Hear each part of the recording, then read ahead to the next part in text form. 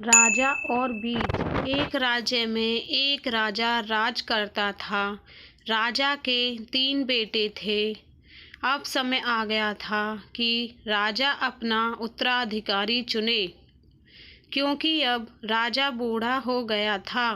लेकिन उसे समझ नहीं आता कि वो कौन से बेटे को राजा बनाए। इसलिए उसने एक उपाय सोचा और तीनों बेटों को अपने पास बुलाकर उत्तराधिकारी वाली बात बताई। राजा ने तीनों को एक एक बीज दिया और कहा कि ये बीज आपको एक गमले में उगाना है और ठीक 1 वर्ष पश्चात मैं देखूंगा कि आपने बीज की कैसे रखवाली की है और उसे कितना बड़ा किया है। इसी आधार पर मैं अपना उत्तराधिकारी चुनूंगा।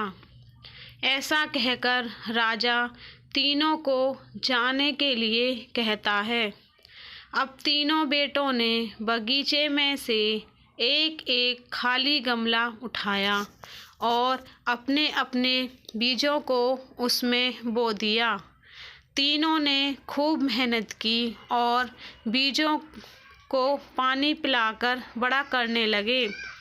1 वर्ष बाद राजा तीनों को अपने पास बुलाता है और सबको अपना गमला दिखाने को कहता है। दोनों बड़े बेटे अपने गमले पिता को दिखाते हैं। उन गमलों में बड़े से पौधे उग गए थे। अब तीसरे बेटे की बारी आती है तो उसका गमला खाली मिलता है। राजा तीसरे बेटे को पूछता है कि उसका गमला खाली क्यों है। तब वह जवाब देता है कि पिताश्री, मैंने बहुत कोशिश की लेकिन यह बीज अंकुरित ही नहीं हुआ। मैंने इसे वर्ष भर पानी पिलाया और देखभाल की।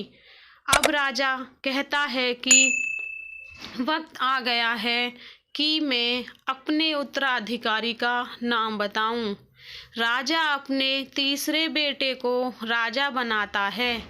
तभी उसके दोनों बेटों ने आपत्ति जताई कि पिताश्री, हमारे गमलों में बड़े पौधे थे लेकिन फिर भी आपने इसे राजा क्यों बनाया, जबकि इसका गमला तो खाली है। ये तो अन्याय है। तब राजा ने तीनों को पूरी बात बताई कि उसने 1 वर्ष पहले तीनों को उबले हुए बीज दिए थे, जिनका पौधा बनाना तो असंभव है, इसलिए तीसरे बेटे का बीज नहीं उगा। लेकिन तुम दोनों ने तो असंभव को संभव कर दिया। और फिर वह हंसने लगा। राजा ने तीसरे बेटे को की ईमानदारी देख उसे उत्तराधिकारी बना दिया। सीख: जो सच बोलता है वह सदैव आगे बढ़ता है। धन्यवाद। अगर स्टोरी पसंद आई हो तो उसे लाइक करें और सब्सक्राइब करें।